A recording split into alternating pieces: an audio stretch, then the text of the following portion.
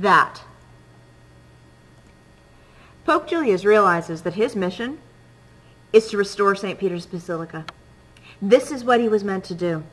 This is his mission from God. And Pope Julius begins to tear down St. Peter's Basilica and rebuild it. The problem is, that's a massive amount of money, and Julius forgets all about the tomb. So Michelangelo finds himself coming back in debt, tons of marble, and Julius won't even talk to him.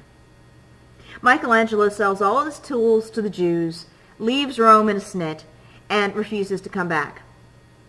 He and Julius have a long bout of back and forth, arguments, anger, and so on, until finally Julius has a brilliant idea.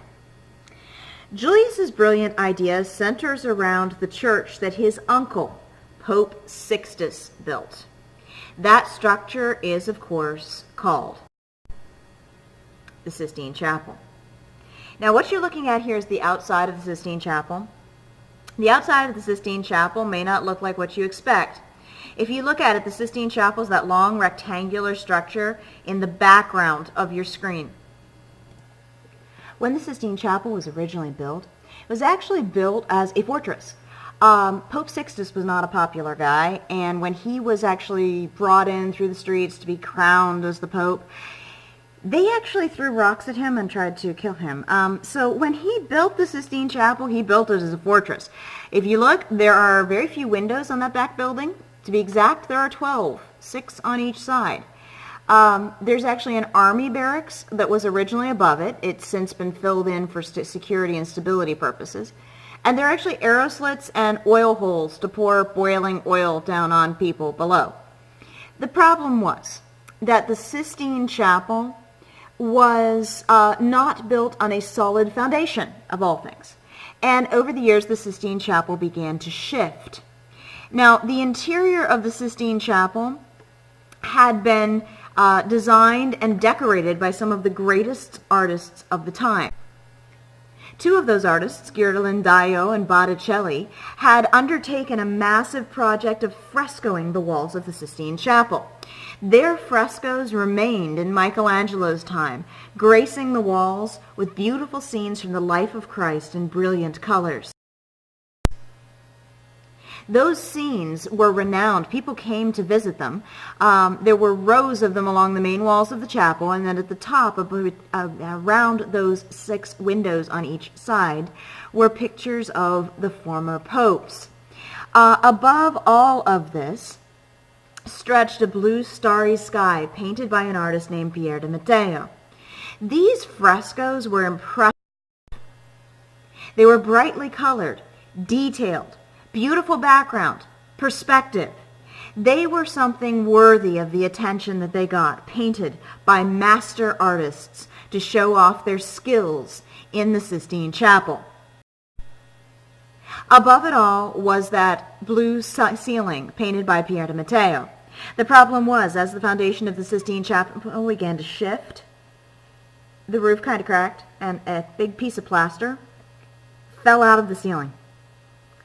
Now, when that piece of plaster fell out of the ceiling, basically we have a 3-foot space where you can see the bricks underneath the plaster, which is really not okay. Julius was not happy with this. He wanted this repaired, and one night, over a great papal dinner involving numerous courses of wine, he decided who should repaint the ceiling of the Sistine Chapel. Michelangelo! Everyone tried to explain to Pope Julius. Michelangelo does not paint. Michelangelo is a sculptor. He makes statues. Julius didn't care. Julius wanted Michelangelo to paint the Sistine Chapel ceiling. This creates a whole buttload of trouble for everybody involved, simply because Michelangelo doesn't want to do it, the Pope wants him to do it, all the other artists know it's a bad idea because Michelangelo doesn't understand how to do a fresco, and ultimately Pope Julius threatens to excommunicate Michelangelo unless he paints the ceiling. Michelangelo's first job is to actually create a scaffolding to get up there, because Julius doesn't want a scaffold to interfere with the floor of the chapel, because Julius wants to continue to hold church services in there. Michelangelo comes up with this plan for the scaffolding, which is absolutely a brilliant plan. Michelangelo Michelangelo comes up with a scaffolding, which actually is supported on the two sides of the church and then rises up into the roof area. That scaffolding allows him to access the roof from about 5.5 feet away. I don't care what they showed you in Spaceship Earth at Epcot. Michelangelo did not paint the Sistine Chapel ceiling lying on his back. He actually painted it standing up with his head tilted backwards, staring up at the roof. And he complains about it massively because doing that, he constantly has paint dripping in his face. Now, the paint at this time is made up of a variety of interesting compounds, including things like, arsenic, that are dripping into Michelangelo's face and cause him all kinds of problems. Michelangelo hires a group of assistants to help him out with the ceiling. As far as we can tell, Michelangelo is actually not planning on painting much of the ceiling himself. He is actually planning on having his assistants paint the ceiling. Therefore, he hires those assistants, does some sketches for the ceiling, and thinks he's going to have things easy. Now, before we go any further, though, we need to talk about the actual way a fresco is done. Now, before we go any further, you need to know a little bit about the process of fresco. The fresco used during the Renaissance is called a bon fresco or a true fresco. In order to create this kind of fresco, you have to go through a number of different steps. First and foremost, you start with a base coat called the intonaco. Usually the artist does not lay down the intonaco. Basically, if you've ever painted a wall, there are two ways to paint a wall, the right way and the easy way. The right way involves laying down a primer coat or a base coat to hold your paint to the wall. That's basically what the intonaco is. It is the base coat that covers the brickwork and makes the wall smooth for the artist to work on. There's then a giornata. A giornata is 1 day's worth of plaster. The question with a giornata is how much can you paint in 1 day? That's how much you put on the wall. The giornata, 1 day's worth of paint, is how much is spread on the wall that the artist is going to paint on that 1 day. Once that giornata, that plaster, is spread on the wall, the artist attaches a life-size, or I shouldn't say life-size, a full-size sketch. In other words, the size that the figure is going to be, that's the size of the sketch. So in other words, if it's a 12-foot figure that has a 2-foot head, it's a 2-foot sketch. That is actually attached to the wall, and then it is either pounced. They take a little bag with charcoal powder in it and pound it against tiny holes in the picture, or they trace the lines at the edge of the picture. That transfers the outline of the drawing to the wall. Once you transfer the outline of the drawing to the wall, then you remove the sketch and paint inside the lines. That creates a guideline for you. By tracing the cartoon, you have a guideline on the wall that allows you to then paint the fresco. So you have the base coat, the day's plaster, attach the sketch, trace the sketch, remove the sketch, and then paint the fresco into the existing lines.